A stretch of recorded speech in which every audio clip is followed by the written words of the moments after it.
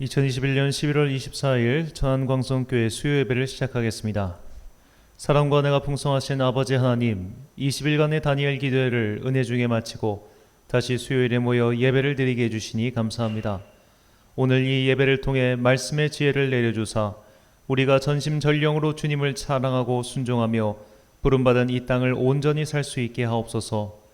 오늘 우리를 부르신 그 소명에 응답하길 소망하며 예수님의 이름으로 기도드립니다. 아멘. 찬송가 436장입니다.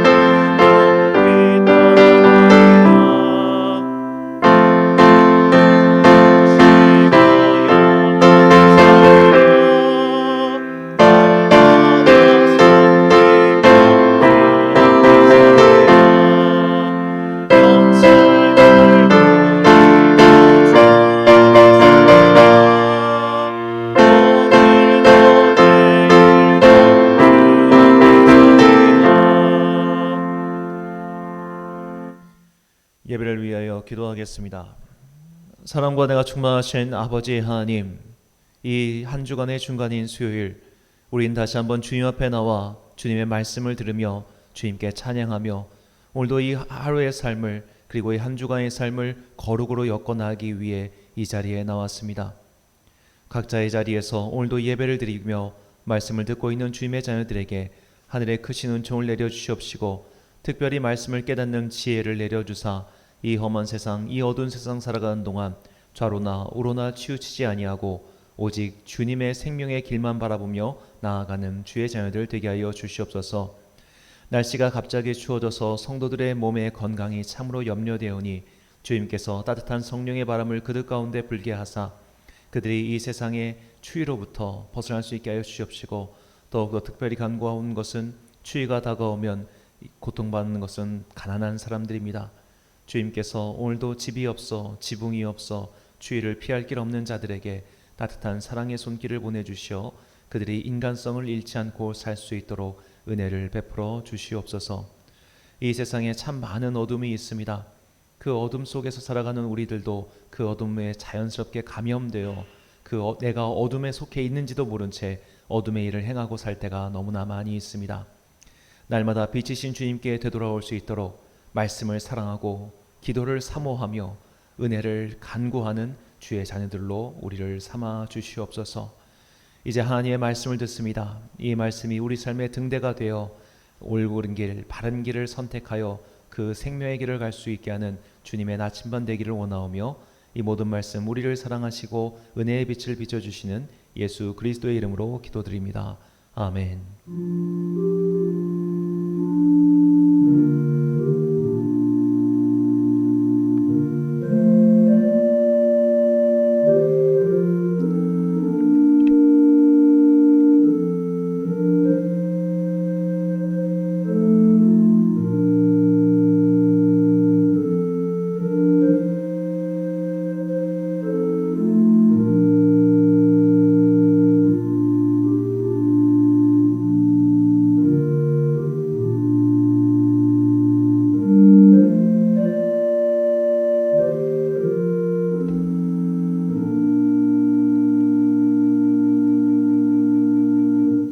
오늘 우리에게 주신 하나님의 말씀, 출애굽기 9장 27절부터 35절까지의 말씀입니다.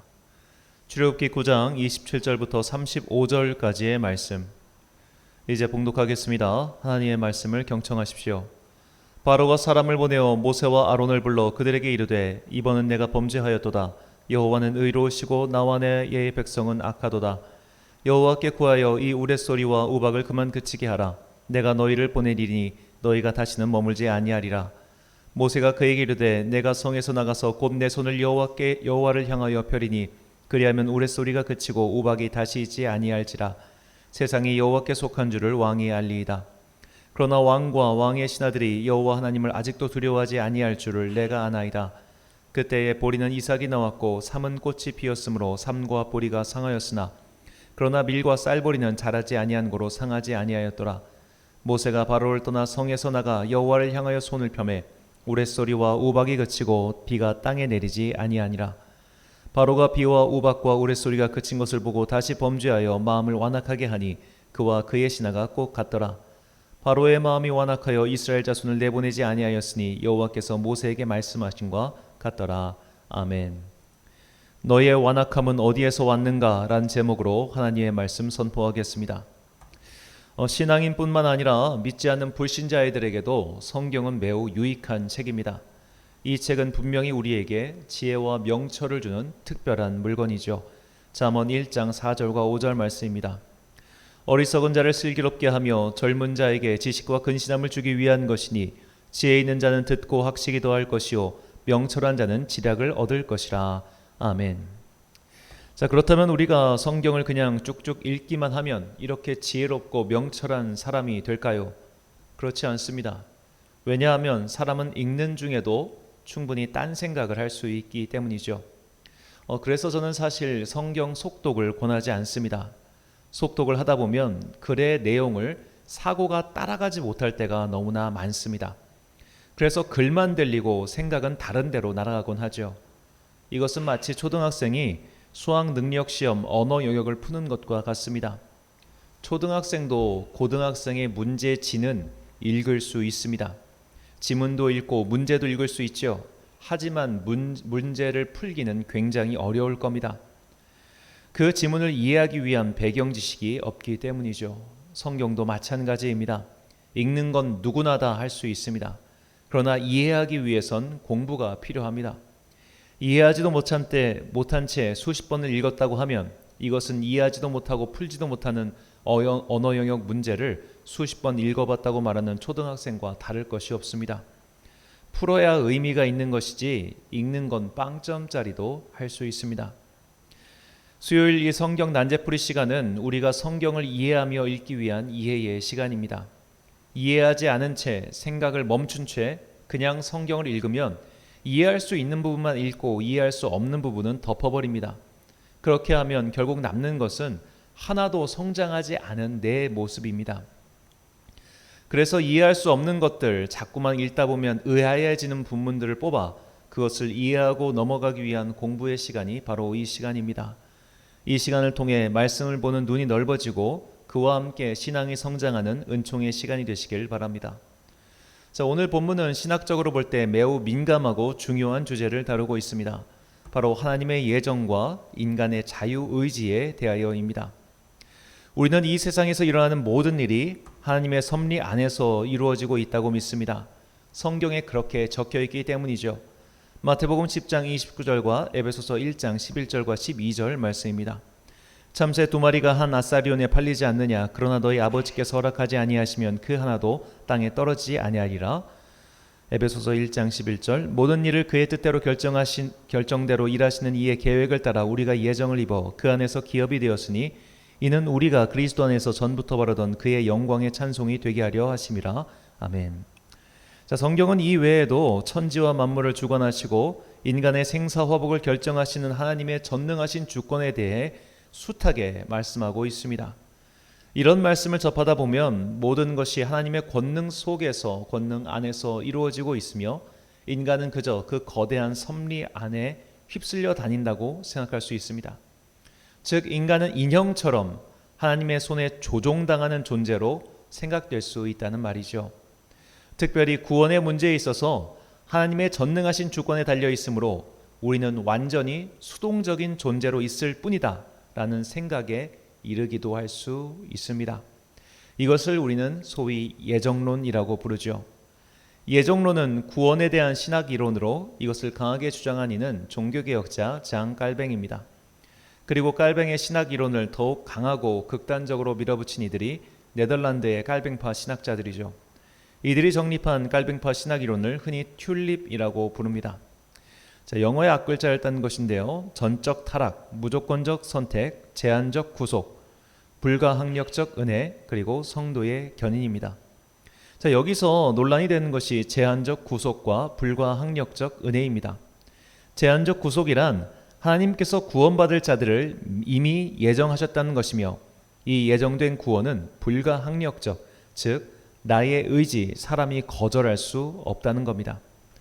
하나님께서 태초로부터 나를 구원하시고자 하셨고 나의 상황과 상관없이 나를 사랑하시고 은혜를 베푸셨다고 받아들이면 그저 은혜의 교리에 불과하죠. 깔뱅의 처음 뜻이 이랬습니다.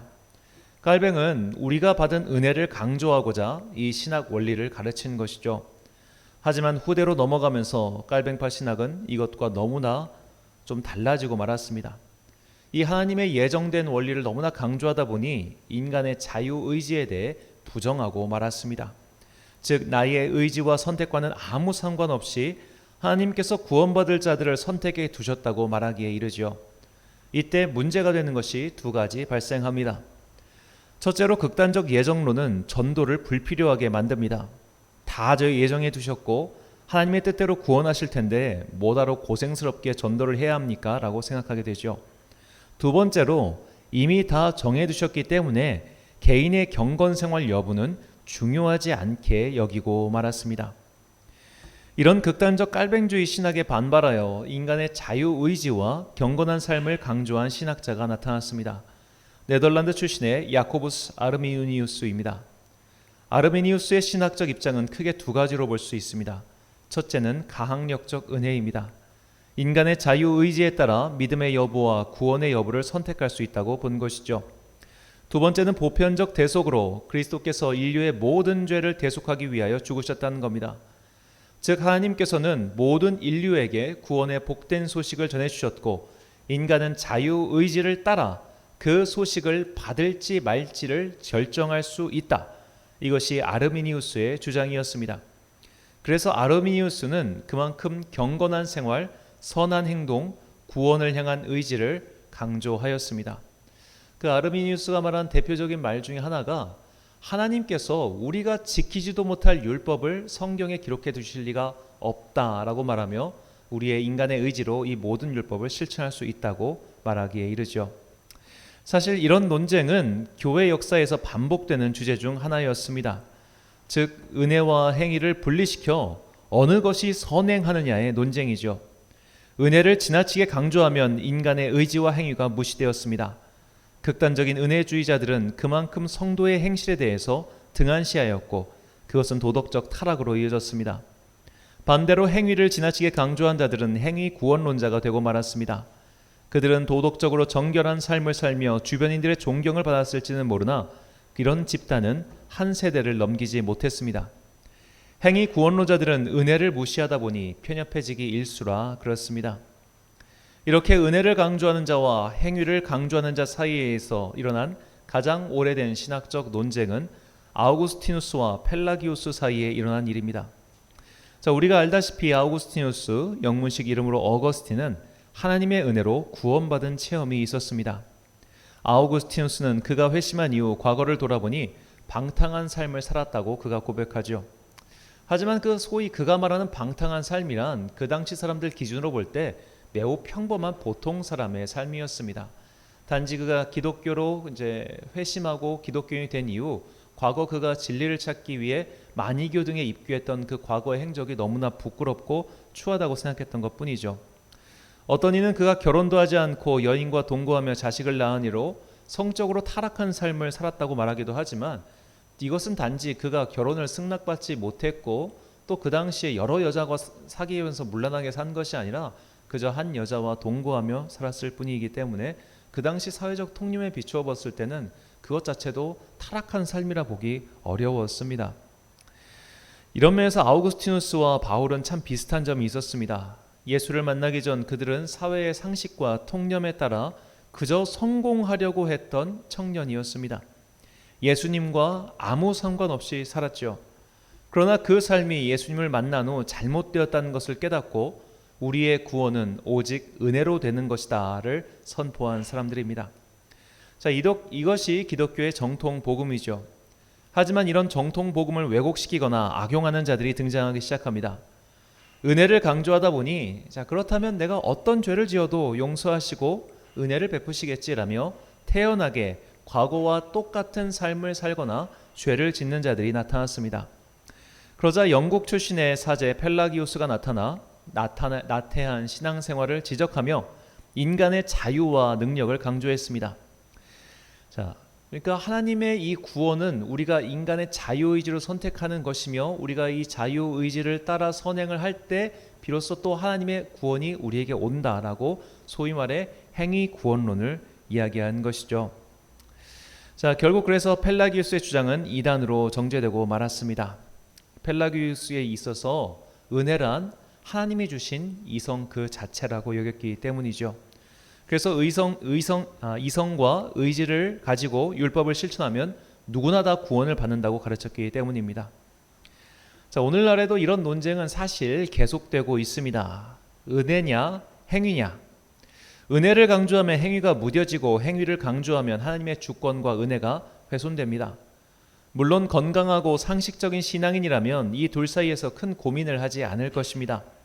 우리가 받은 은혜가 있기 때문에 말씀에 순종하여 거룩한 삶을 살기 위해 노력하는 것이지 우리가 거룩한 삶을 산다고 해서 구원받는 것이 아님을 사실은 다 알고 있죠. 하지만 말과 생각이란 참으로 묘해서 우리는 은연중에 한쪽으로 치우치곤 합니다.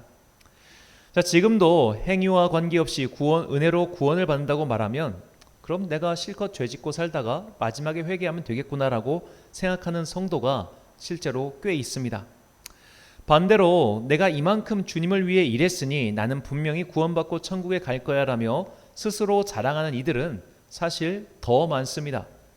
그래서 어느 신학자는 한국 교회는 사실 펠라기우스주의와 아르미니우스주의에 빠져 있다고 경고하는 분들도 있습니다. 하나님의 주권과 인간의 자유의지, 이 둘 사이에 미묘한 긴장을 두고 오늘 본문을 읽어야 합니다. 오늘 본문은 마치 하나님께서 인간의 의지를 조종하시는 것처럼 보이기 때문이죠. 출애굽기 9장 12절 말씀입니다. 그러나 여호와께서 바로의 마음을 완악하게 하셨으므로 그들의 말을 듣지 아니하였으니 여호와께서 모세에게 말씀하신과 같더라. 자, 한자어로 완악하다는 성질이 억세게 고집스럽고 모질다는 뜻입니다. 이 단어를 히브리어 원문은 차자크와 카샤라는 단어를 사용해서 표현하였는데 의미상 우리말과 큰 차이가 없습니다. 본문은 분명하게 바로의 마음이 완악하게 된 것은 하나님께서 그렇게 하셨기 때문이라고 설명하죠. 이 출애굽기에서 완악하다란 말은 모두 11번 나오는데 이 중 무려 9번이나 여호와께서 그의 마음을 완악하게 하셨다라고 성경은 말하고 있습니다. 자, 우리는 여기서 의문이 생기죠. 하나님께서 인간의 의지를 조종하시는가? 그리고 심지어 그 의지를 조종해서 악을 행하게 하시는가 하는 의문 말입니다. 그리고 이것을 바꿔 말하면 인간의 자유의지는 중요하지 않고 오직 하나님의 예정과 선택, 즉 어떤 이는 영원한 벌로 어떤 이는 영원한 구원으로 선택하고 예정에 두셨다는 논거에 부합하는 것처럼 보이죠. 하지만 우리는 다른 본문에서 바로의 상태를 다시 확인해 봐야 합니다. 출애굽기 8장 19절과 본문 34절 말씀입니다. 요술사가 바로에게 말하되 이는 하나님의 권능이니이다 하였으나 바로의 마음이 완악하게 되어 그들의 말을 듣지 아니하였으니 여호와의 말씀과 같더라. 바로가 비와 우박과 우레소리가 그친 것을 보고 다시 범죄하여 마음을 완악하게 하니 그와 그의 신하가 꼭 같더라. 바로의 마음은 이미 완악한 상태, 즉 하나님의 권능을 인정하지 않고 히브리 노예를 그 억압의 상태에서 풀어주지 않으려는 상태였습니다. 하나님께서는 그 완고한 마음, 그 완악한 마음을 아시고 그들의 의지를 꺾어버리시고자 10가지 재앙을 내리신 것이죠. 그러나 그들은 그 재앙을 겪고도 여전히 마음이 완악하였습니다. 하나님께서는 우리를 일방적으로 악의 길로, 패망의 길로 인도하시지 않습니다. 그분께서는 무엇보다 먼저 우리가 악에서 돌이키고 회개하기를 원하시죠. 우리가 성경에서 만나는 하나님은 그분의 뜻과 계획을 끝까지 관철하시는 분이 아닙니다. 우리의 간구와 소망과 그리고 회개와 애통함이 있을 때 그분께서는 심판의 손을 내리시고 오히려 은혜의 손을 펴시죠. 우리가 지난 새벽 시간에도 말씀드렸지만 하나님께서 정말 모세 앞에서 실없는 이처럼 보일 만큼 하신 말씀을 여러 차례 번복하는 것을 볼 수 있습니다. 마치 이 장면만 보면 하나님께서 이성을 잃고 날뛰시는 걸 모세가 제어하는 것처럼 보일 정도이죠. 하나님께서는 우리의 악한 모습을 사용하셔서 그분의 계획을 이루시기도 하지만 무엇보다 우리가 그 상태에 머물러 있는 것을 기뻐하시거나 이용하시지 않습니다. 바꿔 말하자면 하나님의 계획에 있어서 우리의 악함은 필수 요소가 아닙니다.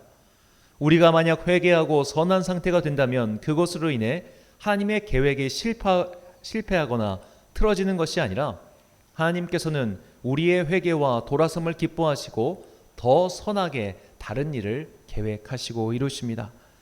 우리는 사무엘상에서 오늘 바로와 같은 일이 사울 왕에게 이룬 것을 볼 수 있습니다. 사무엘상 16장 14절과 15절 말씀입니다. 여호와의 영이 사울에게서 떠나고 여호와께서 부리시는 악령이 그를 번뇌하게 한지라. 사울의 신하들이 그에게 이르되 보소서 하나님께서 부리시는 악령이 왕을 번뇌하게 하온즉. 자, 이후 사울이 미쳐 날뛰게 된 것이 하나님의 탓일까요? 자, 사무엘상을 보면 악령이 사울을 괴롭힌 것이 모두 3번 나옵니다. 그리고 그때마다 다윗이 수금을 타서 왕을 낫게 하였죠. 자, 그런데 사울이 그 다음에 어떻게 행동하는지를 보십시오. 사무엘상 18장 10절과 11절 말씀입니다. 그 이튿날 하나님께서 부리시는 악령이 사울에게 힘있게 내림에 그가 집안에서 정신없이 떠들어대므로 다윗이 평일과 같이 손으로 수금을 타는데 그때에 사울의 손에 창이 있는지라. 그가 스스로 이르기를 내가 다윗을 벽에 박으리라 하고 사울이 그 창을 던졌으나 다윗이 그의 앞에서 2번 피하였더라. 사건의 순서를 잘 생각해 보면 사울 왕이 다윗에게 창을 던진 것은 그가 악령에 사로잡혔기 때문이 아닙니다. 그가 악령에 사로잡히기 전부터 그는 다윗을 죽이고 싶어 했기에 다윗이 수금을 타고 있을 때 그에게 창을 던진 것이죠. 즉 그는 정신이 멀쩡히 돌아온 뒤에 그 악을 저질렀다는 겁니다. 사울은 계속해서 악을 선택했고 그래서 그의 말로는 비참해졌습니다. 하나님께서 다윗을 올리시기 위해 사울을 악에 빠지게 하신 것이 아니라 사울이 악에서 벗어나지 못했기 때문에 다윗을 세우신 것이죠. 출애굽의 사건도 마찬가지입니다. 바로를 완악하게 하셔서 하나님의 일을 이루신 것이 아니라 바로가 완악했기 때문에 그와 같은 기적과 심판을 일으키신 겁니다. 만약에라도 바로가 빨리 완악한 길이 아닌 복종과 항복의 길을 택했다면 하나님께서는 분명히 다른 방법으로 당신의 능력과 권위와 유일한 신되심을 보여주셨을 것입니다. 자, 우리는 이로써 하나님의 계획과 인간의 자유의지가 서로 벽을 치고 넘어갈 수 없는 영역이 아니라는 것을 알게 됩니다. 하나님의 계획이 설령 심판이라고 할지라도 사람의 간구와 회개는 그 계획을 돌이키게 만듭니다. 왜냐하면 사랑은 상대에게 영향을 받는 것이며 하나님은 사랑이시기 때문입니다. 그러므로 모든 성도는 잠자코 눌러앉아 하나님의 계획을 기다리는 자들이 아닙니다. 우리는 적극적으로 움직이며 하나님의 계획을 찾고 그 계획에 순종하며 그 계획을 돕는 자들입니다. 또한 우리의 기도는 하나님의 계획을 수정시킬 수도 있습니다. 하나님의 궁극적 계획은 모든 영혼이 구원을 받는 것이지 저 녀석들은 없애고 얘네들만 데리고 살아야겠다가 아니기 때문이죠. 로마서 16장 25절부터 27절까지 말씀입니다. 나의 복음과 그 예수 그리스도를 전파함은 영세전부터 감춰졌다가 이제는 나타내신 바 되었으며 영원하신 하나님의 명을 따라 선지자들의 글로 말미암아 모든 민족이 믿어 순종하게 하시려고 알게 하신 바 그 신비의 계시를 따라 된 것이니 이 복음으로 너희를 능히 견고하게 하실 지혜로우신 하나님께 예수 그리스도로 말미암아 영광이 세세 무궁하도록 있을지어다. 아멘. 하나님의 예정된 은혜를 알고 있던 바울이 어째서 복음을 전하러 그토록 뛰어다녔겠습니까? 하나님께서 바울을 복음의 도구로 삼아 그 일을 이루고자 하셨기 때문이죠. 만약 바울이 이 소명을 거부했더라도 하나님께서는 다른 일을 세워 그 일을 하셨을 겁니다.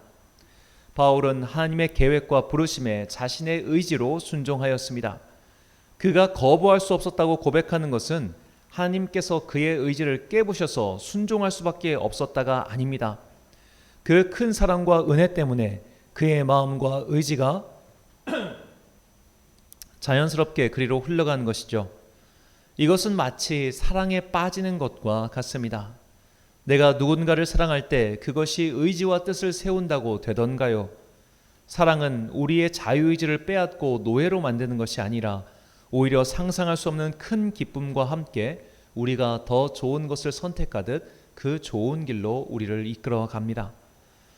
하나님께서 만약 우리의 자유의지를 빼앗고자 하셨다면 애당초 선과 악을 알게 하는 나무를 동산 중앙에 두지 않으셨을 겁니다. 하나님은 우리를 사랑하시기에 우리의 선택을 존중하십니다. 그것은 믿는 자들과 믿지 않는 자들 모두에게 동일하게 베푸시는 사랑입니다. 신명기 11장 26절부터 28절까지 말씀입니다.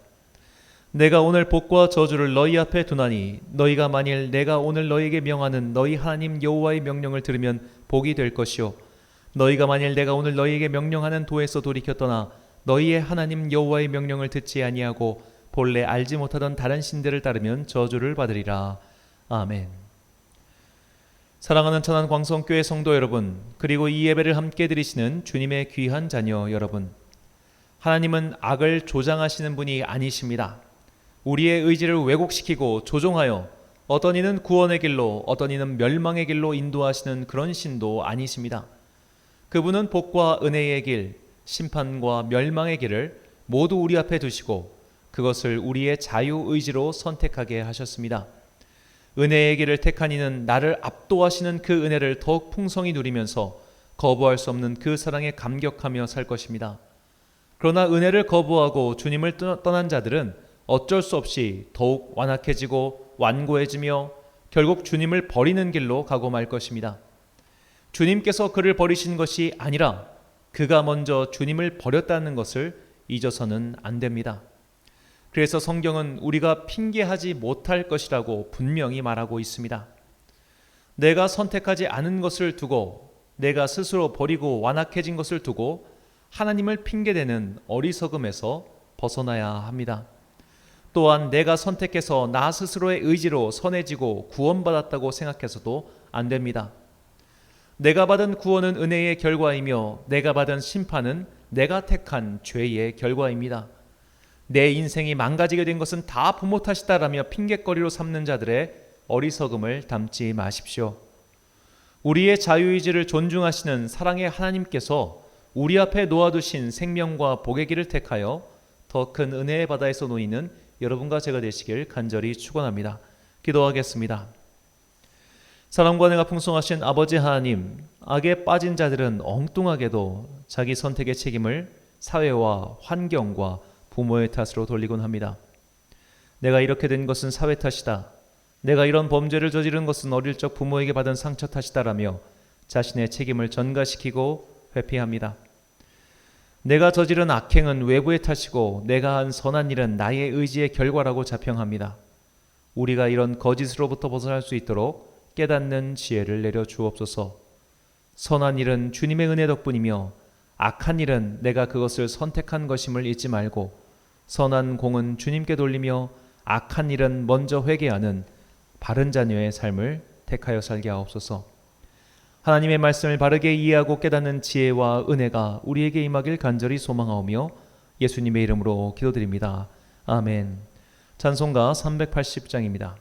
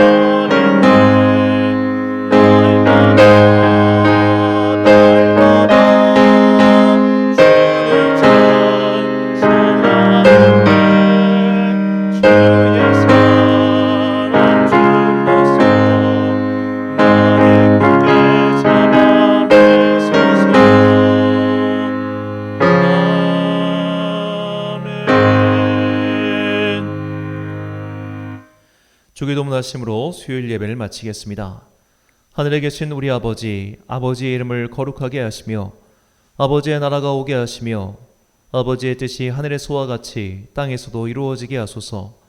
오늘 우리에게 일용할 양식을 주시고 우리가 우리에게 잘못한 사람을 용서하여 준 것 같이 우리 죄를 용서하여 주시고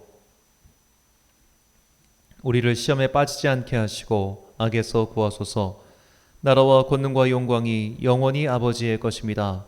아멘.